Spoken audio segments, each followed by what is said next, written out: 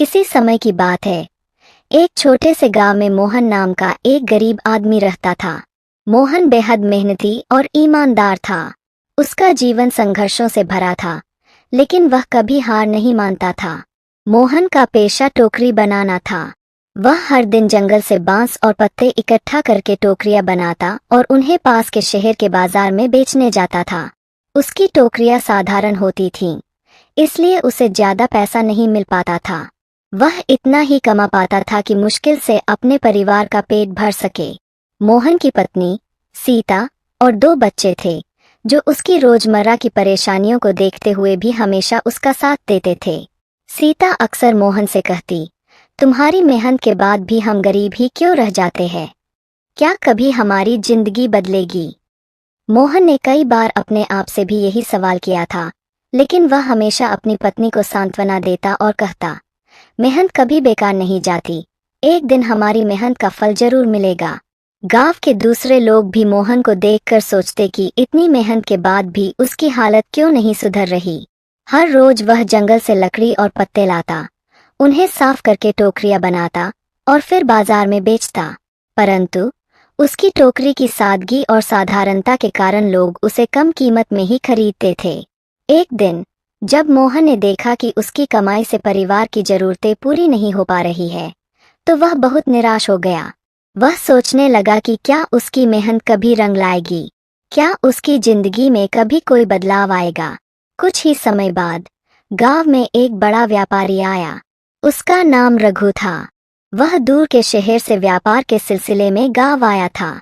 रघु ने गांव में कुछ दिन बिताने का सोचा और वहां की चीजों का निरीक्षण करने लगा।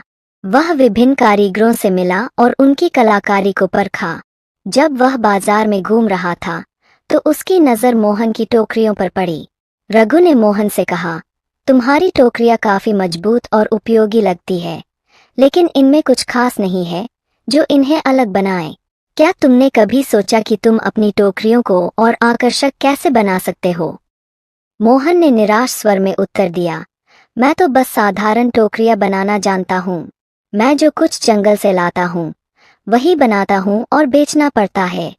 इसमें ज्यादा क्या नया किया जा सकता है? रघु ने मुस्कुराते हुए कहा, हर काम में सुधार की गुंजाइश होती है। अगर तुम चाहो तो अपनी टोकरियों को और भी सुंदर और अलग बना सकते हो। तुम्हें अपने काम को छोटा नहीं समझना चाहिए। थोड़ी रचनात्मकता और नवाचार से तुम अपने काम को बेहतर बना सकते हो। रघु एक अनुभवी व्यापारी था।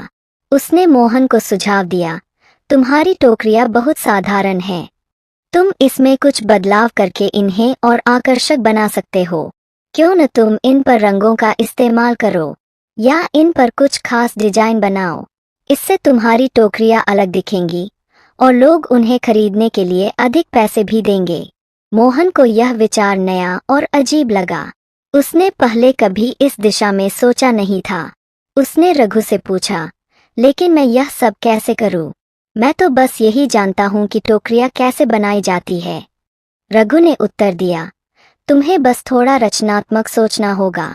अगर तुम चाहो तो मैं तुम्हें कुछ डिजाइन दिखा सकता हूं और बता सकता हूं कि शहर में लोग किस तरह की टोकरियां पसंद करते हैं। इसके बाद तुम अपनी टोकरियों को उस हिसाब से बना सकते हो। मोहन ने रघु की बात मान ली।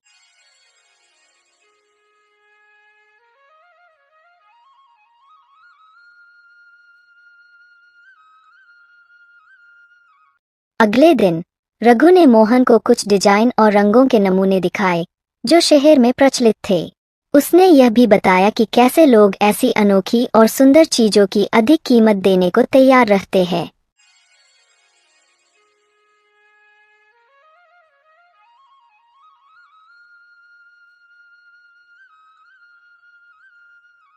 मोहन ने इन सब चीजों को ध्यान से देखा और सीखने की कोशिश की। उसने नई सामग्री इकट्ठा की और अपनी टोकरियों में नए डिजाइन और रंग जोड़ना शुरू किया। पहले उसे यह थोड़ा मुश्किल लगा, लेकिन धीरे धीरे वह इस कला में निपुण हो गया। उसकी टोकरियां अब साधारण नहीं रहीं, बल्कि उनमें सुंदरता और कला की झलक दिखने लगी। कुछ हफ्तों बाद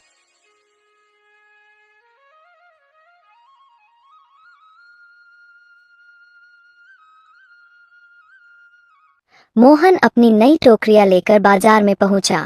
लोगों ने जब उसकी टोकरियों को देखा तो वे हैरान रह गए। अब उसकी टोकरियां सिर्फ मजबूत और टिकाऊ नहीं थीं, बल्कि उनमें अनोखे डिजाइन और सुंदर रंग भी थे। लोग उसकी टोकरियां खरीदने के लिए आगे बढ़ने लगे और उसे पहले से अधिक पैसे देने लगे। मोहन की नई पहचान बाजार में बनने लगी। उसकी टोकरियों की मांग बढ़ने लगी और उसकी बिक्री भी दोगुनी हो गई। धीरे धीरे उसकी टोकरियां दूर दूर के गांवों और शहरों में भी मशहूर हो गईं। अब मोहन की आर्थिक स्थिति में भी सुधार होने लगा। वह अपने परिवार के साथ खुशहाल जीवन बिताने लगा। मोहन की मेहनत और नए दृष्टिकोण के कारण अब वह केवल टोकरियां बनाने तक सीमित नहीं रहा। उसने और भी मजदूरों को काम पर रखा और उन्हें भी यह कला सिखाई। कुछ ही महीनों में उसका व्यापार और बढ़ गया। अब उसकी टोकरियां शहरों के बड़े बाजारों में बिकने लगीं और वहां के व्यापारी भी उसकी कला की प्रशंसा करने लगे। रघु ने मोहन की सफलता देखकर खुशी महसूस की। उसने मोहन से कहा, मैंने तुम्हें सिर्फ एक रास्ता दिखाया था, लेकिन असली मेहनत तुमने की है। तुम्हारी कड़ी मेहनत और समर्पण ने तुम्हें इस मुकाम तक पहुंचाया है। मोहन ने झुककर रघु का धन्यवाद किया और कहा, अगर आपने मुझे सही दिशा न दिखाई होती तो शायद मैं कभी यह सब नहीं कर पाता। गांव के लोग, जो कभी मोहन की गरीबी पर अफसोस करते थे, अब उसकी सफलता देखकर उसकी तारीफ करने लगे। गांव के प्रधान ने एक दिन मोहन को गांव के सबसे सफल व्यक्ति के रूप में सम्मानित किया। मोहन की मेहनत और सफलता की कहानियां पूरे गांव में चर्चा का विषय बन गईं। मोहन ने इस सफलता के बाद भी अपनी विनम्रता नहीं छोड़ी। उसने गांव के और भी कारीगरों को अपने साथ जोड़ा और उन्हें अपनी कला सिखाई, ताकि और लोग भी अपनी मेहनत और रचनात्मकता से सफलता हासिल कर सकें। इस कहानी से हमें यह सीखने को मिलता है कि मेहनत और समर्पण के साथ साथ सही दृष्टिकोण और नवाचार भी सफलता की कुंजी होते हैं।